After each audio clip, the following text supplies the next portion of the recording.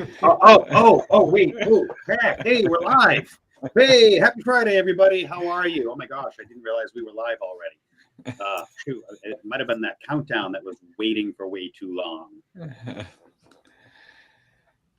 Hey, how are you? Tim, I'm doing good. Yeah, thank God it's Friday, right? Week full of Yep. smoke here, so I've been sitting inside for 3-4 days. But Ooh, hey, welcome. I gotta bounce. I'll be right back. All right. We're starting off on a great note today. Yeah. All right. Happy Friday. All right, So, we'll see you Jim, back. Just saw you jump in the green room 30 seconds ago. Do you want to? Oh, he's gone. But He's gone. Our special guest this week, Garret Grajek. We're specifically focusing on identity access management, IAM, and a bunch of other acronyms I think we'll talk about in a little bit here. I'm Tim Schnur of Fort Mesa. Our other host, Tim Golden, Team Tim, is fallen away from the webinar quickly here. But Jesse, tell our audience a little bit what you do, because I know. Yeah, I'm Jesse Miller. I'm with Power PSA Consulting, founder and principal consultant, and I help MSPs and information security departments build, repair, and scale cyber offerings effectively. So that's what I do. Garret, man of the hour. Tell us a little bit about yourself. First of all, Garret, out in California, in one part of the country without wildfires. Imagine that, right? Okay, so I am an identity guy of 25 years, been at the companies like the RSA, and the first SSO product in the world was Integrity. So I was real proud to be an SE there. That led me to build an IAM product from scratch that was SecureAuth, first two-factor IDP. Okay, fantastic. And we can talk about that's traditional IAM, identity and access management. But when I left there and went over to do AI work around identity, I was dragged back in by the identity world to build what the people needed, and a easy deployable identity governance solution. And all right. So let's rewind here, guys. We're going to jump into that in a second, but go for it. Yeah, so we've got an acronym soup here, as I said this week. Identity access, plenty of acronyms. Some are directly related to identity. Some are identity control. Some of them are authentication. So, Garret, why don't you jump in quickly and talk about identity access, which I think, frankly, is a relatively new thing, even though you've been in it for a very long time. Right, it's getting a lot more attention, but run through some of these acronyms. So. Perfect, thanks. And what's they say about a difference between an enthusiast and a fanatic? Can't change the subject. Okay, so guilt is charged. Identity and access management. Y'all think about it as where are the identities stored and how are they enforced? Okay, fantastic products in this space. Okta, Zero ID, Ping, One Logon, Jump Cloud. That's that space. Identity governance. That's the acronym that most engineers look and go, I don't know what the hell he's talking about, right? It's actually pretty simple. It's who has access and the hard one. Why? Can you attest to that access? We can get into that more, but that's what identity governance is. Why do you have access, and who's going to take responsibility of that person that has that access? PAM is a subset of access rights. It says, hey, let's focus on the admin accounts, okay? And RBAC is, and let me just pause. RBAC is, and I never heard it said better because I didn't say it. RBAC, and this was the chief solution architect over at CDW, said this at Identiverse last week. RBAC is zero trust. Okay? And I loved it. I look at him and go, you said that? I like that. Basically, it is, guys. You should be organizing your users in virtual clusters called groups or roles, right? And then give them access. Don't give access to users to permissions. Because they leave. Do it in groups. RBAC. Two-factor. Okay. Yeah, I know a little about that. That's created a company called SecureAuth like 10 years ago. Two-factor is, hey, username, password, but hold it. Shouldn't I make the user give a pint of blood or something? Okay. That's your second factor, right? Secure ID was the first one. That was an SC 30 years ago. That single sign-on. Love single sign-on. Love single sign-on. Who has a S2ML shirt? Okay, that's from a company called Integrity, and basically, what single sign-on says is, if I log on one, is there something I can use, a session ticket, or etc., to get me over to another app, so I don't have to re-sign in? Usually done through web redirects or now through mobile app redirects and identity tokens like SAML, OIDC, etc. Okay. So Garrett, just password managers, single sign-on, they kind of go together, right? Yeah, you're purist. Kind of, get a little upset when you hear password managers, but right, Jesse? You're right. I'm okay. Yes. Yeah. So I'm an MSP. So our audience is MSPs, MSSPs, compliance people. I've got an Active Directory, AD, right? Isn't that? Yeah, you got Active Directory. Like cover my bases for identity access, or what do I need? Active Directory. Let's start there. You got a wonderful thing. You got this great tool, Active Directory. It's syncing you up to Azure AD. Rock and roll. You authenticate to Azure AD. Shouldn't you authenticate strongly there? Right, Jesse, right? You should use two-factor. I don't care if it's a push authentication, if it's your nose twitch or whatever, do something for two-factor. What do you get now? You got a session ticket. You got a session ticket that says, I'm G. Grajek. Okay? So then you go from your Outlook.live, right? And you go to Workday, you Concur, Salesforce, right? That can redirect back to your central IDP and keep the session going without having to store a password somewhere in some type of vault that can be hacked and then revealed again. That's the real strength of single sign-on.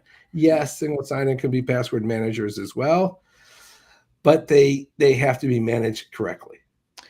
Right? Yeah. I'll pause. Take it away. No, I was just gonna kind of dovetail on what you were saying there in terms of single sign-on, because through the years as I've pushed that to clients, we actually developed a SASE ZTNA product at the MSP I was working at in response to the pandemic, really early on, and it was very lucrative for us, as well as helped our clients. But things I heard from clients who were resistant to it, well, isn't that more insecure? Because if they get access to one, they have access to all. And so then you have to talk through, it's actually better than having your password stored in a bunch of disparate systems, and it increases your attack surface by having those passwords in these different environments instead of having it in one. So I wanted to get your take on that a little bit more. No, I acknowledge that, and isn't that, Jesse? Not to get in too early. Sounds a little bit like distributed blockchain. We're starting to go down that road, right, Jesse? Like, why would I want them all in one place, right? Or I don't know. But look at that slide you brought up. Right after SSO, you had ZTA. Yeah. Yep. Right. Yep. And that's what zero trust is, and that's why it goes back to RBAC, guys. Right. So the right way to do this, in my humble opinion, and many others think that you have a really strong, heuristically based two-factor on your IDP, right? IDP. Tell the folks what IDP is real quick. Oh, I'm sorry, team. Identity provider. Okay. Yeah, thank you. Identity provider, real generic, almost worthless term. Better known now as an IDaaS, identity as a service, right? Yeah. Your Azure AD, your Okta, your Ping Federate, your Ping One, your Jump Cloud, whatever, some type of identity in the cloud, right? And then what we do is let's strongly authenticate them there, because that's just intelligent. Then pass a secure token over, and this is where zero trust comes in. Okay, so I authenticated at this level, but now I'm getting this app. Is that right? Right? Should I, double authenticate them? Should I start looking at what permission sets? Should I be, and this is a yes on this last one, should I make sure I enforce the concepts of RBAC, role-based access control, that say just because I got into this section, if I go here, am I still allowed access? Probably not. Awesome. Jesse, talk about why it's important to MSPs. So I know we had some materials here. I can pull that up. A lot of news this week, right, with the Verizon breach report. I'll try to get that going here in a sec. But talk to us why it's important to, IT providers, right? So, yeah, there's a couple different reasons, in my opinion. First is selfishly operational improvements. So when you are using SSO and using a single source of truth, inherently you have less systems to go into, less systems to reset. We're all familiar with the offboarding and onboarding drama that can happen if you forget a password in a certain system. And the more you can integrate to that, the easier and better your life's going to be. And number two, configuration errors. It stops that. So with the operational improvements, you're getting better configuration, more repeatable configuration. So you're not giving admin access to a secretary for some system accidentally, things like that, because you have these nested groups and permissions baked in and then spread across the whole swath of all your applications. So it actually becomes a time saving and both a configuration error saving endeavor when you have it configured properly. So, and there it is, Tim. I think we said, we were looking at this in the green room, is 49, almost half of the breaches in the Verizon ransomware or Verizon breach report were from credential access. So that right there should tell you why you need it. Going a little deeper on that, like in terms of configurations, why, I guess my mind hasn't gone there in the past. Like, talk about like how it can go bad in terms of identity access and configurations and things like that. Well, that's a great point. I'd like, and Garrett, you can tell me if you agree with me or not on this, but I think that is where it's important that identity access management and identity governance go hand in hand, and as well as zero trust. So they kind of play in this, they all inform each other. So if you have an IAM provider, but it's just a central store up in the cloud for your credentials, and you don't really have much role-based access control in between that, and you're not checking who has access to what, but you're just using it for an authentication mechanism, it's tantamount to giving admin access to all your end users on their workstations, right? So they can just do great. You have identity access and management, but they can do everything they want. So what's the real point in having it? Just to say that you do. Let me use a metaphor on you early, Jesse, and see if this hurts your brain. Found right, out you're a Midwesterner like myself, born and raised Chicago and all that kind of stuff. Okay. So come from serious car people. Not me, I suck at cars, but my brother, my cousins. So this is why I tell people, and I believe this, and I really do, because I invented an IAM, like 10 years ago, I was secure auth, and now I'm doing IGA. I go, the world of IAM is what? It's the engine. It's the engine that drives identity. It's great stuff. I mean, really, I'm very, very impressed with what Okta and Azure AD Ping have all done. It's great. Okay. But to me, it's like the World War II. It's like the cars after World War II, right? They were amazing cars. My goofy brothers would own these things. The 1950s cars and 60s cars with these amazing 300, 400 horsepower engines. They can drive. And these things are going. They're using drum brakes on these damn things in the 50s, and they're killing everyone. Right. That to me is IAM and IGA, right? Yeah. IAM is the engine that could. It's like, you need to get access to Workday, rock and roll. That's it. You need to get access to rock and roll. You're good. Yeah. Okay, where's the brakes, guys? Where's someone saying, okay, we just added everyone to this admin group. We just, gave everyone AWS access. That's what IGA is, y'all. It's that process and the functionality that says, all right, regularly, we're going to review what we've given out. And we're going to review, and this is what's really important, y'all. It's segregation of duties. We're not going to have the IAM directory review, right? Because that's nothing wrong with them, but that's really not his role.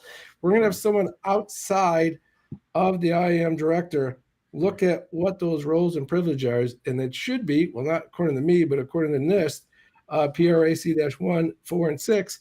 Basically, it should be someone who has identity intelligence of that role and permission, namely the user's manager or the application manager, and say, Bob is no longer in this group. he shouldn't have access to this. Jane has moved on, or Jackson never should have access to it.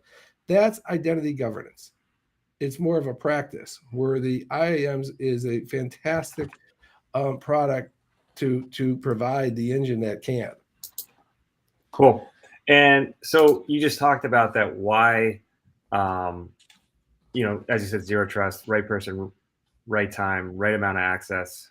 Talk about this idea of zero trust and like the fact that, I have a little picture here of like compartments, right? Sometimes they say silos, right? Like, I'm guessing that probably decreases your attack surface area. Yeah. Relevant attack surface. You want to start with that, Jesse? Then I'll go on top, or how do we want to do this? Yeah, Jesse, no, I can talk through it. Can you guys hear me? Yeah. I had a little audio interface issue there. So this might be a polarizing term to some, and Garrett, I didn't ask you if it was for you or not, so we're just going to go ahead and hot with it. So this is kind of where SASE comes in, right? And we didn't throw it up in the acronym soup, but I like it. Secure Access Services Edge. So this is a concept, not a product, although there are products that enable it. You'll hear vendors be like, hey, we're going to sell you SASE. Well, that's not exactly how it works. I've heard SASE. Yeah. Yeah. So this is all kind of the fabric that brings us all together. So this is a new technology. Think of when we switched the internet almost in terms of identity, right? Identity used to be you had it in your domain controller on site in your local network. Well, then the advent of cloud, the advent of the internet, the advent of SaaS, that required a new identity solution. Okay, that's IAM came up, IAM. All right, so this gives us the engine to identify or to identity and authorize across a wide variety of cloud apps and a standard to be allowed all this sharing of data. Well, with that comes inherent risk. Okay, now we need to give RBAC, govern all of that. That's where the identity governance comes in.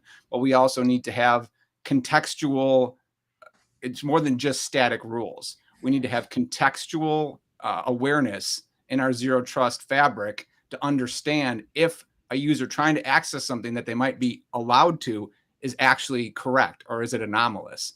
And so when then you have to bring in AI, everyone loves saying AI these days, but AI and other sorts of rule-based systems to understand, yes, this user is allowed to access it, but where are they accessing it from? What time are they accessing it? What's the method that they're accessing it from? What's the system? Is this baseline or is this anomalous behavior? And all those things have to help us protect and provide context around the zero trust, whether allow or not allow. And so that's kind of like the SASE goal, I guess. Yeah, AI is just if this then that, right? So yeah. I love Jesse. Not too crazy, right? Like as you said, do I need permission this if then that, right? Like what, as you said, what the context of the ask is. So Garrett, keep going on this. What? No, I love they brought up SASE because I even wrote a white paper for MSPs that's saying why identity and namely identity governance is key to SASE for all the reasons Jesse said. Yeah. SASE isn't a product. There's no, this is my SASE manager. No, it's the architecture. Do you say I'm going to protect my edge and I'm going to do RBAC, right? And I'm going to do 2FA here, and I'm going to let this roll in here. But if I see anomalous behavior, I'll block them here and that type of stuff, right? And that's all based on access control and knowledge of our users. It's basically what we've been doing for 40 years. We used to just have one application and rack F, rock and roll, right? Give it access. But now we have all these components, and SASE is a brilliant enforcement, and that's what I call it, enforcement point of the enterprise. But if it's an enforcement point is not, it doesn't have any concept of who's getting or not. That's you. That's you, the enterprise. You got to start managing who you're giving access to and what level of access management and all that. And that's so let's pause here and say, if anybody listening's head is swimming because these are new concepts, imagine how your clients feel. So this is why MSPs are needed, and this is why this is such a valuable service. If you can package and come up with a drop-in offering for your clients to give them this in a packaged manner, I mean that's huge, right? So. No, We got that's some- that's literally, and Jesse, I'll be sending you over the white paper. I put on SASE and identity because it has to be managed by the MSP. Right. Some great comments in here in the chat. You know, right? Like as an IT manager or as an MSP, right? Like how do you, what's the lift, right, Jesse? Like what's the labor lift? How much do you have to micromanage this stuff? Well, that's really the beauty of it, is that you can modularize this. Now, I'm not going to say that there isn't, but that's with any new technology that you're going to offer. There's going to be some initial fact finding and some initial engineering work by your team to come up with a framework that works for you and works for your clients. But for example, okay, I'll give you what we did. So the pandemic hit, and all of a sudden we were kind of working from home all of a sudden, and I'm pretty sure everyone else was getting this as well, but our SOC and NOC was absolutely under a deluge of tickets. I need to get my VPN set up. My VPN's not working. I can't access this. I mean, remote access requests blew us up, basically ground the business to a halt, for lack of a better word. And we were trying to keep our clients afloat as well. So everyone was in panic mode. So I had been talking actually with a ZTNA provider at the time and eyeing that deployment for next year. Well, we accelerated that, and I'm not going to, this isn't a sales call. So I have, there's some accelerated modules that we use to build out an offering quickly for that. And we were able to deploy in the early months of the pandemic, full SASE offering using identity access management, a ZTNA network provider, along with reverse proxy, and then doing governance, and what we haven't talked about yet, device profiling, because of all the BYOD stuff. And so being able to launch that basically saved several of our clients' businesses. And also, I mean, we made good margins on it too, so it was a win-win for everybody. We were able to help our clients with a really great service. And after the pandemic, they were in their remote work world and things were just fine. So yeah, it's like the Big Bang, right? All of a sudden you're out of the office, out of the network, you're on a BYO device, right? So and clearly we saw this in CIS 7.1 to 8. Data access controls went way up the list in terms of prioritization. Right. So I mean that's pretty amazing. Like I think we could talk a while about how you actually were able to integrate that like quickly, but also get like the customer buy-in. Carrie, some great comments here, right? You can tell the customer to do that like as much as they want, as much as you want, right? But like, how do you convince them like, oh, I don't have access to everything now, or like, it's you're putting up a lot of fences or a lot of, I guess, like in the ship here, compartment walls, and how do you get that buy-in, and how do you get organization quickly? So. Well, pragmatically, you take a crawl, walk, run approach to it. So we were talked about application whitelisting last week, right? So you don't just turn on and start blocking everything. You turn the dial slowly. Turn the dial up, right? That's it, right? So I'll give you a pragmatic example. So first things first was to get the ZTNA network provider access and get VPN legs into all the environments, and then get everyone moved over to the new client. Okay. You don't have any real RBAC at that point. There's no zero trust really. You just had them using a new network client to access the VPN the same as they used to. Then the next step was device verification, right? Making sure BYOD devices met certain requirements. Were they patched? Did they have antivirus? If they didn't, maybe they could access some real basic stuff, but they couldn't access sensitive data, and starting to build some of those controls in. And after that, building in device profiling for more sensitive data, and then starting to back off user groups based on what they couldn't access. And so, like you said, turning that dial up. And then final step with one client I'm thinking of here, who's the early adopter of the solution, was to then go to the other side in their Azure environment and harden that and allow only the things through to the certain applications in Azure on the reverse side, using the SASE controls that we built in, and kind of turn the dial up over the course of a year. So that was hugely successful. And again, stopped a ransomware attack actually for mergers and acquisitions. So I think, Garrett, you were talking about that. That's a great tie-in, because literally a great document to download for the MSPs is Let's go to hashtag stop ransomware. Okay, and that's put out by the CISA, FBI, NSA, and other government groups. Just came out last week, and they're doing best practices to stop ransomware. Straight out, what we're talking about here was the MFA, right? Secure remote access, the SASE infrastructure of application firewalls or whatever. But there's one thing when we were talking, Jesse, I was listening, and I was saying, okay, because I did some webinars on zero trust and actually two on SASE as well, and I wanted to bring up one reference point for everyone. Palo Alto said, literally in a study they did last year, they did a survey of access controls and cloud entities. And their survey of 1,800 customers came back and said 99% of the surveyed, 99% said that the access permissions were overly permissions for cloud controls. Sure. Yeah. So where does that go back to, guys? That goes back to RBAC. Okay. So if we take the time to first start with the identities, and I am an identity-centric person, yes, guilty as charged. But if we start there with the identities and say, these are how I'm organizing my groups and roles, then the webinar I did with a wonderful company called Garret Grajek, I got bought by Akamai for ZTNA. I would say he went on all the wonderful technology, the way they were, gating and IP addresses, blah blah blah. And I go, and what it's all based on? Oh, it's all based on your AD groups. Okay, so there you go. Okay, right. So I don't care if you're trying to do access controller on your application firewall, your ZTNA, your CASBs, your applications, your remote access, your cloud infrastructure. Let's start with those identities. Know what we actually have. What have we put in there? What are those roles? And that's why, to go back to the Stop Ransomware Guide, it said straight out, one of the key things we had to do, ranked up there with two-factor, is to implement the principle of least privilege.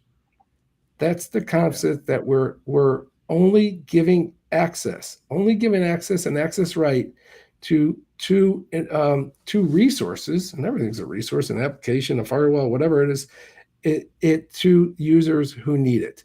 And we're reviewing and removing those privileges accordingly.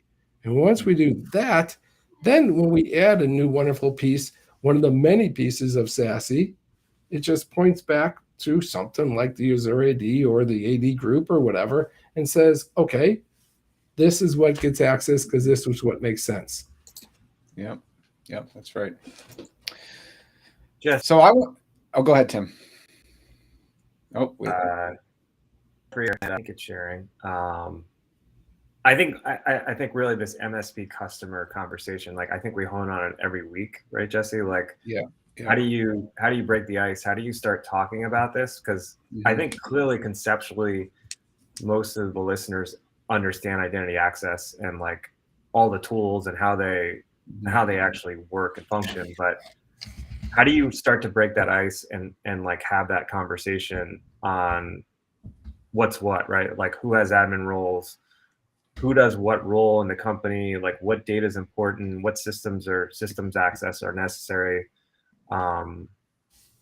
And obviously a lot of MSP owners are like, not used to like having these conversations, I guess. Like I certainly wasn't. I mean, I'm one of them. Like I was a head down analyst for my first 10 years in career, right? Like I didn't have to present my findings too often. I put them in a written report and show them to the market, right? It's how do you, I think you know where I'm going here. So like, how do you have those probing conversations, right? Like that'll allow you to equip and then configure and set things up and then also turn that dial up accordingly. Right. Yeah, I think it has to be partly based on business outcomes. So I had success anecdotally not talking about the security of an SSO integration, for example, but rather talking about the workflow savings, So, hey, that last time when a user got onboarded and this got missed, or, you know, how we've had some issues with people getting access to this, you know, you need to have some data for that, but saying, hey, we want to put this in place. Oh, and by the way, right, if you're delivering services cohesively, you're going to be having these conversations as a VC with the client. This is also going to drop your risk here. So it's stacking benefits. So number one, there's a business and operational benefit, which everyone wants, but then also the ancillary benefit of added security. And then again, final thing is flexibility of the solution. So, hey, you know, we want to be able to give you access to use your iPad from home. We want to be able to give users the ability to work from anywhere. You can add amenities. So we actually, another client we worked out a program with is that putting in this ZTNA work anywhere BYOD solution and letting the client's employees pick the device they wanted to use and giving them a stipend for the device. Well, you just effectively eliminated all your hardware costs for ongoing management for those devices because you're letting them use BYOD. And I'm telling you that $1,200 or even $2,000 a year stipend you give them is going to far below what your internal IT costs are to manage that on a day-to-day basis. Now, to do that, you have to have a rock solid SASE offering and feel confident and not compromise security in the process. So that's where that comes in. So that's a huge win as well. Yeah, no, awesome. And I think, as you know, we didn't get into this, Garrett, but when did YouAttest start? When did you start the business? YouAttest started around 3 years ago. Right. Around 3 years. Nailing that time frame that Jesse just mentioned, right? Like kind of the pandemic. Yeah. I had a quick slide, and you go to an MSP trade show, a conference, and like there's just been this explosion, I think, of new vendors, right? Like some of our, I don't usually show new vendors and other vendors in this, in the space, but these guys are building solutions to make it easier to do this. And I don't think YouAttest is necessarily a competitor, right? Like, talk a little bit about shameless promotion here, Garret, to really dig in about kind of like what you guys do and how you make some of these services better. Yeah. Let me take it straight from a question on the chat right there, right? Awesome. Security architects should review and validate user profiles inside of an app, but infrastructure and cybersec teams shouldn't be necessarily accountable for each and every software used by every department.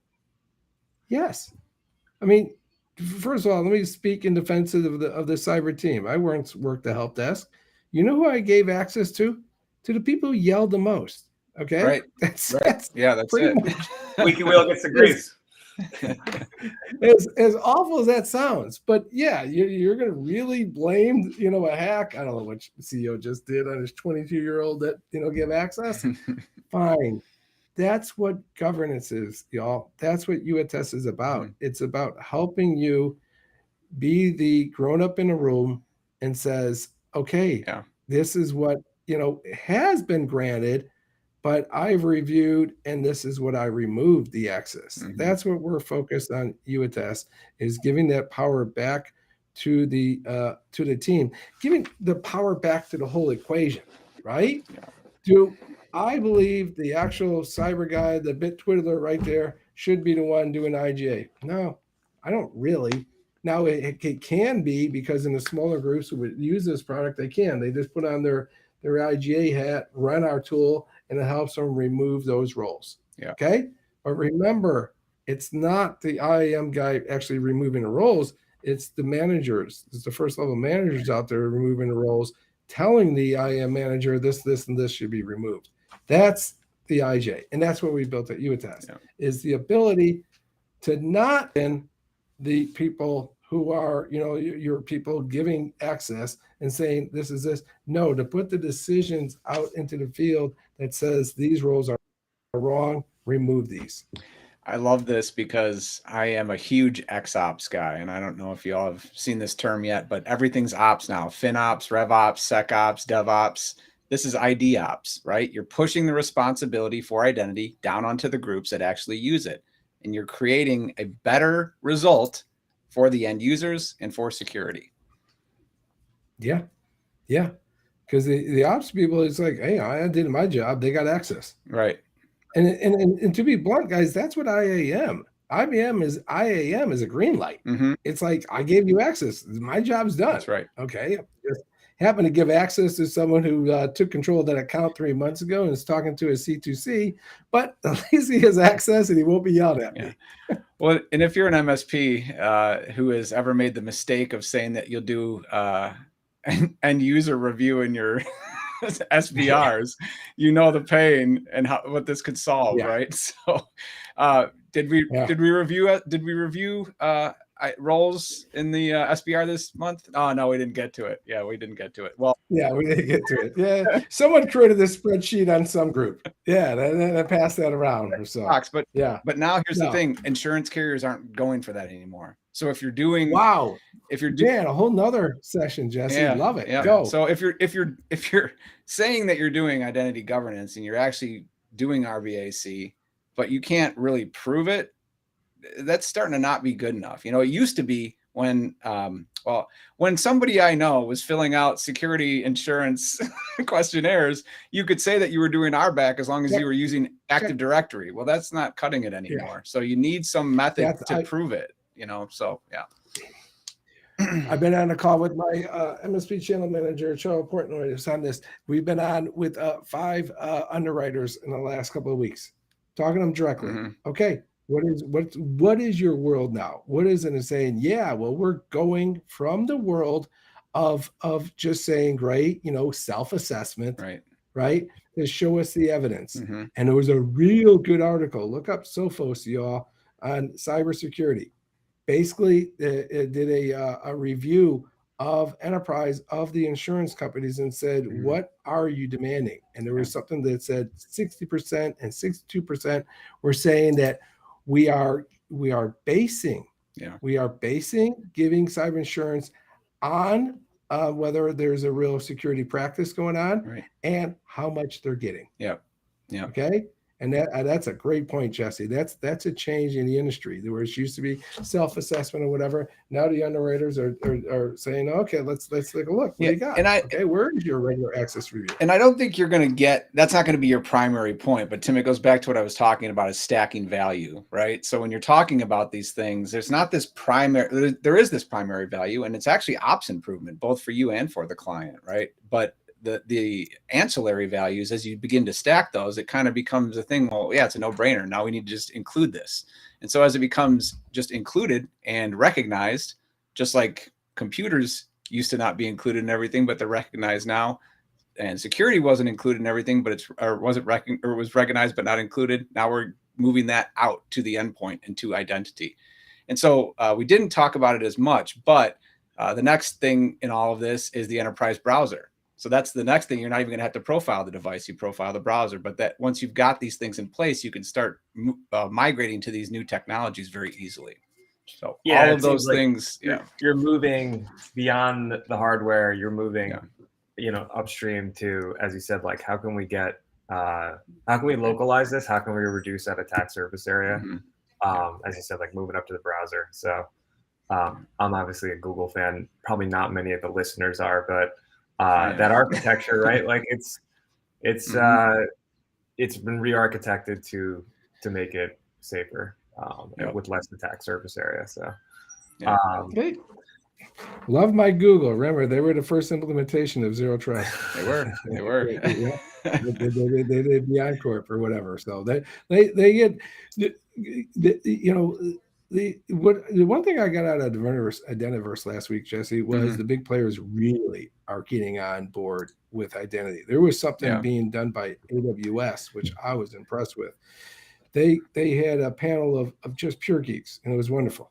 It was just people on stage mumbling, which is my favorite audience. Okay, and they literally had 2 guys up there showing something called AWS CEDAR. Okay, and it's not AWS CEDAR, but it's CEDAR, it's CEDR, and it's a platform of how to remember we were talking about. You gave access at the authentication, right? Should you have access inside this application? Because he's doing this. And basically, it is a framework that we can pass identity trust scores and policies. Policies. So you were talking about, hey, I'll let them in, right? Yeah. But if they're in, Harbin, China at this time, I can't let them into this app inside this part, right? Or if my policy is to look at what groups they pen in, and this one has got some triggers on this group because he just changed a result of escalation privilege, y'all. We shouldn't let them in. Yeah. That's where the world's going, y'all. It's going. Sure, we need. No one's saying we don't need two-factor. Sure, we have SASE, but once we get into the center, it can't be GUI inside. Right. That's where zero trust comes in. Right. We need identity and they have identity and scores of that being passed into the side of the application, because it's one thing to look at the data, it's another thing to exfiltrate it.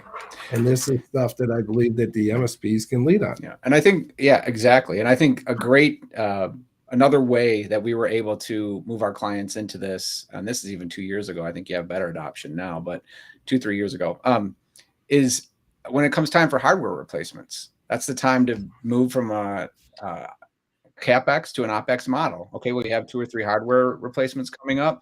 Well, you don't have to do that anymore, right? We're going to move all of our office or brick and mortar, even if we have it, to to coffee shop style internet, where everybody's got internet. Yeah, they can come into the office. Or we had one client offset the cost by getting rid of their downtown office. I mean, they were paying, five figures for this office every month, and they're like, "Oh, well, we can do this," and literally save $25,000 a month. So it was kind of a no-brainer for them at that point. So a lot of different things you can use, but I think you have to work with the individual client and what makes sense for them. But again, it's a business conversation and an ops conversation, not a sorry, Garrett, it's not a bunch of geeks mumbling on stage that's going to move with the clients. Well, it's a big bang, right? Like, sorry, just painting the picture, but it really. Yeah.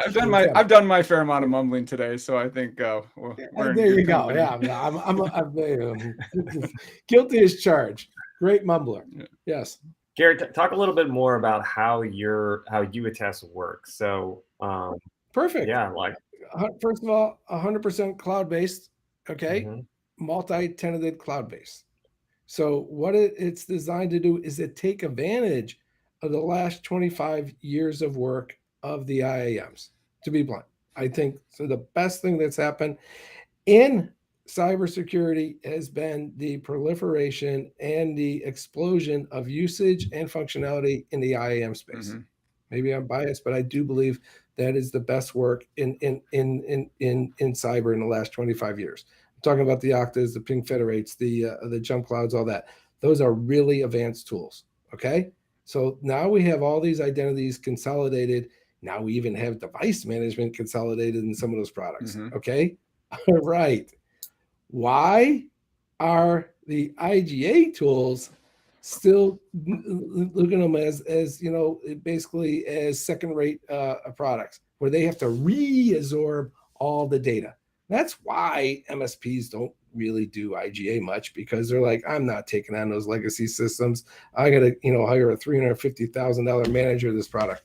No, what YouAttest did, and then that's why it's very relevant to the MSPs, is said, you guys already managing this stuff. You're already managing your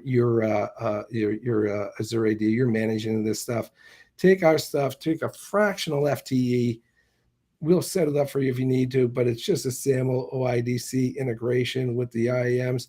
And now you have something that literally no one who uses this product is trained in IT. They're trained in risk. Is able to run through the GUI and then go through it, conduct what Jesse said. Everyone just does the checkbox, the user access review, conduct this in a quantified manner through email and Slack messages, and then starts unlimited. You, the MSP, can do this. You're already managing the IAM. We have this plugin that goes straight into your IAM, and we've done already 2 million of these attestations. 2 million. That's a lot of reviews. That's a lot of roles removed. Okay. And it has a multi-tenanted interface for the MSP to say, okay, this customer has me connected to his AD. This customer has me connected to his Okta. This one has me connected to the AD and his AD, blah, blah, blah. And you manage it and you take this from. And so it's your customers love you because you're starting to provide more value than you ever did, and it adds stickiness because you're the ones who know how to do these reviews and manage it for them. And then it creates an attestation report that, one, says they did it, and two, they hand over to whoever. I don't care if it's an elementary school guy; they're in a HIPAA because they're holding PHI information. We just had that. But if they're finance, we just had that with the Minneapolis school district. Got hit with a ransomware and exfil, and all the private counseling data for all the kids, some really sensitive stuff, which is medical, was leaked, and so then now it's out there forever for these poor kids. So there you go. So there you go. How do you get the MSP to sell it, Garrett? I think that's always the question. We as a vendor, I think that's where we're laser focused, right? It's like, is it obviously providing evidence, and evidence is great for insurance applications, and evidence, and it's great post breach, as you said, Jesse. Oh my God, we messed up. Like, now what, right? Like, they've always got an open mind. They've got an open checkbook after something like that happens. But talk about like regular, there's a lot of small businesses are loath to invest in cybersecurity. So kind of walk me through that narrative of like how you get the MSP to sell the small business. That's great. I had this discussion at what is that, ConnectWise show, and a bunch of MSPs. MSPs are really good at devices. Let's just say that. You guys are killing it with XDR and MDR and all that. And I got a little clue of that. I worked at Silence for 4 years. Okay, the ones that are forward thinking in the identity space say, listen, I'll manage your identities. The MSP. Here's your cost, right? I mean, every identity, one MSP was charging $135. Okay, every identity is this. What I'm giving you is I'm giving you provisioning. I'm giving you, basically PRAC-1, which is, access request and approval, right? Then what I'm doing is I'm giving you two-factor on that, right? Then I'm giving you SSO in that. I'm also giving you IGA. And we're that piece that gives you that review. And we are the MSP that is doing these access reviews periodically. It should be quarterly for all users, and then for admin accounts every month. And I think the best way to do it, and we at YouAttest, we're not charging up front. What we're doing is saying just the users that get reviewed, then a little ting goes off on our MSP console, and then voila, you get a bill at the end of the month and whatever that costs. And it's a fraction. It's a fraction of what the big guys are charging. The big guys, go ahead and talk about the big guys, Garrett, and then go ahead, Jesse. Sorry about that. Are you talking to like in terms of Okta or like some of the other? No, I'm talking about Azurity and even Okta. They're charging right now for just the license. They're charging $9 per user. Yeah. Okay. Wow. And that's right?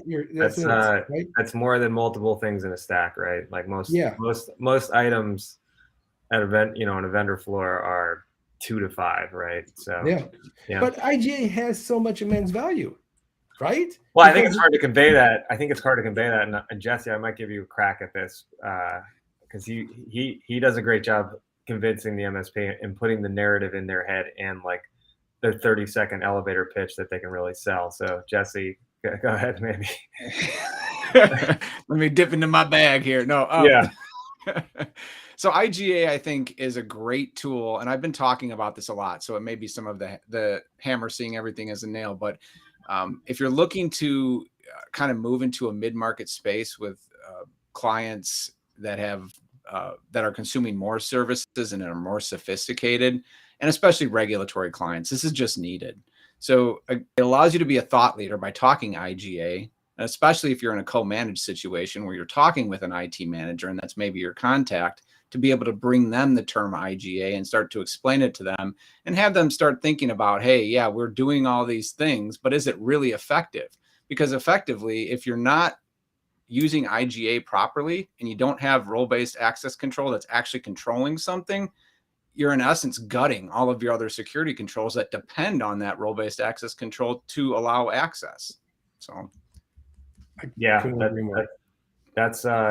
that's well described, right? In terms of how important it is on the list of where you start, right? And we go down CIS controls, and it's right there at like 3. Garret probably knows how his product maps back to controls better, but Well, I've got all those spelled out, all the controls. 3, 4, 5, 6. Yep. Yeah. So, Well, and I'll just tell you 1, 4, too. 6. Yeah, and I'll just tell you too. I mean, this is something for MSPs just in general that they should be doing. And when I was the CISO for the MSP that I was at last, or I was not everyone's favorite person when it came time for our monthly account review. And let me tell you, I forced monthly account review manually on all of our critical systems because it's that important, right? But if I could have pressed a button and gotten those results back from everything, I would have been probably more popular around the water cooler. Yeah, but that's literally, this product has made the GRC people, not the people that people avoid and look away from. Yeah. Right? Yep. And it's security. Yep. Right. All good. Yeah, governance, risk, and compliance. I don't think it's anyone's dream job, but someone's got to do it, right, Jesse? Yeah. Tim, can I show one slide? Absolutely. Okay, here. Sure, this is button. it. There you go. And I once upon a time knew how to use computers. Let me see what it says. How to do. Yeah. Oh God, I've never used this tool. There we go. There's going to be. Jesse, and I think that's just it's a battle that's not going to go away, right? Like you're gonna constantly be that unliked, disliked, go away. I don't want to hear from you, right? Like you make my life more frictionless, right? Like, so how do you, I think it's an ongoing conversation, right? Like every week we talk about this, like how do you get less hated? Yeah, I mean, on a personal note or on a EQ or empathy note, I kind of take it as a challenge because people are immediately going to recoil a little bit when you ask them to do something from a security perspective. But it's kind of fun to see if you can get them on your side. See if you can get them laughing, see if you can get them talking. Have fun with it. Be curious. It's about unlocking what makes that person tick. And if you can do that and kind of connect with someone, you're going to have good success. Now, to pragmatically for IGA, again, it goes back to when you're working with larger clients, what leadership wants is for you to offload risk and offload process from their plate. So if you can compartmentalize a piece of risk and you can package that and deliver it effectively for them, you're going to be their friend. And this is just one other way to do that through a service-based model.